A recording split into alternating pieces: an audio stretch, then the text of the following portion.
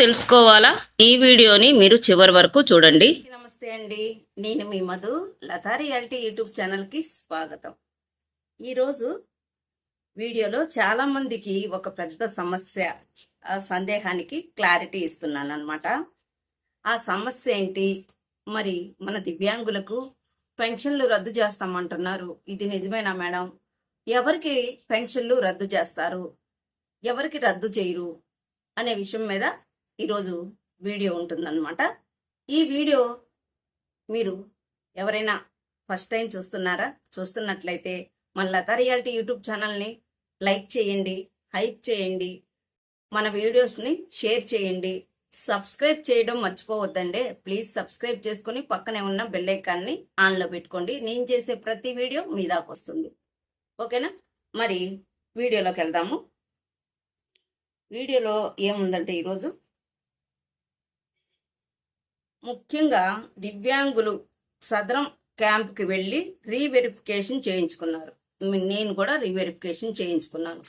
క్యాంప్కి వెళ్ళిన వాళ్ళు వెరిఫికేషన్ చేయించుకున్న తర్వాత సదరం సర్టిఫికెట్ వస్తుంది.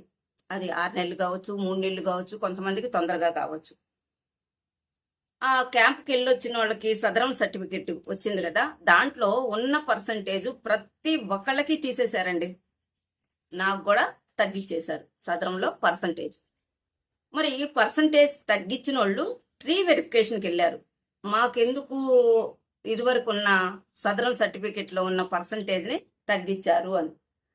వాళ్ళు తగ్గించి రీవెరిఫికేషన్కి వెళ్ళారు కదా, వెళ్ళిన తర్వాత కూడా 40 కన్నా తక్కువగా ఎవరికైతే సదరం సర్టిఫికెట్లో 37, 34 అట్లా వచ్చిందో వాళ్ళ పెన్షన్లు రద్దు చేయబడతాయి నెక్స్ట్ మంత్ నుంచి.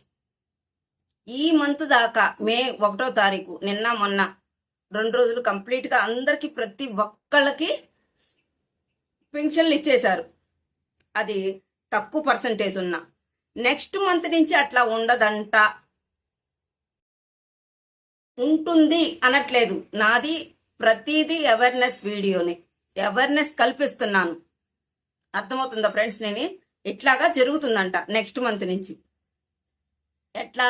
మీరు కనుక సదరం క్యాంప్కి వెళ్ళి పర్సంటేజ్ తక్కువగా ఉందని చెప్పి మళ్ళీ రీవెరిఫికేషన్కి వెళ్ళి, రీవెరిఫికేషన్ తర్వాత కూడా సదరం సర్టిఫికెట్ వస్తుంది కదా మీ చేతికి, అప్పుడు దాంట్లో పర్సంటేజు 40 కన్నా ఎవరికైతే తక్కువగా ఉంటుందో వాళ్ళ పెన్షన్లన్నీ నెక్స్ట్ మంత్ నుంచి రద్దు చేయబడతాయి అంటున్నారు.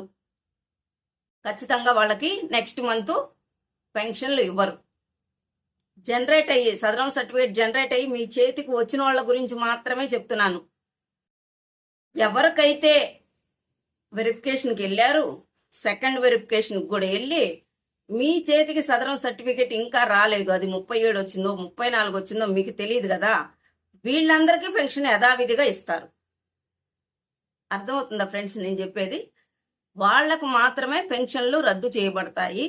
వీళ్ళందరికీ ఇంకా రీవెరిఫికేషన్కి వెళ్ళి మీ సదరం సర్టిఫికెట్లో పర్సంటేజ్ ఎంతో ఉందో మీకు తెలియదు కాబట్టి మీ అందరికి కూడా నెక్స్ట్ మంత్ పెన్షన్లు వస్తాయి.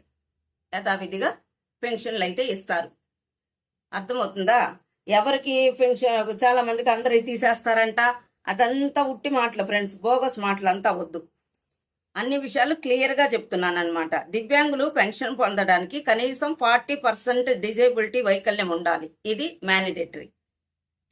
ఇప్పుడు సదరం క్యాంప్కి వెళ్ళి వెరిఫికేషన్ చేయించుకొని 40% కన్నా తక్కువ వచ్చిన వాళ్ళకి కొత్తగా సదరం సర్టిఫికేట్ మళ్ళీ ఇస్తారు కదా, వాళ్ళది మాత్రమే జూన్ నెల నుంచి పెన్షన్ రద్దు అవుతుంది. ఓకే? సదరం వెరిఫికేషన్కి వెళ్ళి ఇంకా సర్టిఫికేట్ చేతికి రాకపోయినట్లయితే వాళ్ళకి మాత్రం పెన్షన్లు ఉంటాయి. ఇంకో ముఖ్యమైన క్లారిటీ, చాలామంది వెరిఫికేషన్ సచివాలయం సమాచారం గందరగోళంలో ఉండారు. ఫైనల్గా ఏదీ తెలియదు పర్సంటేజ్ల గురించి, కాబట్టి పూర్తిగా టెన్షన్ పడిపోతున్నారు. కాబట్టి మీరు టెన్షన్ పడొద్దండి, గందరగోళంలోకి వెళ్ళగాకండి. ప్రతి ఒక్కళ్ళకి పెన్షన్లు ఈ నెల వరకు ఇచ్చారు, నెక్స్ట్ నెలకు మాత్రం వీళ్ళకి తీసేస్తారంట. ఇది కన్ఫర్మ్. జనరేట్ అయ్యి చేతికి సర్టిఫికెట్ వచ్చిన వాళ్ళకి మాత్రమే. అర్థమవుతుంది కదా ఫ్రెండ్స్? ఇది ఈరోజు విషయం అన్నమాట. ఎవరికి పెన్షన్ ఉంటుంది, ఎవరికి తీసేస్తున్నారు, ఇది క్లారిటీ.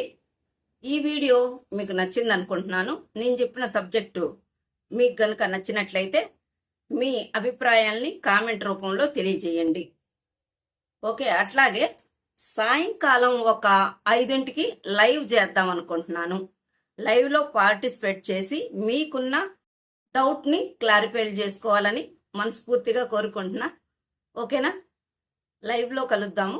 మరొక వీడియోతో నేను మీ ముందు ఉంటాను. Thanks for watching. Thank you.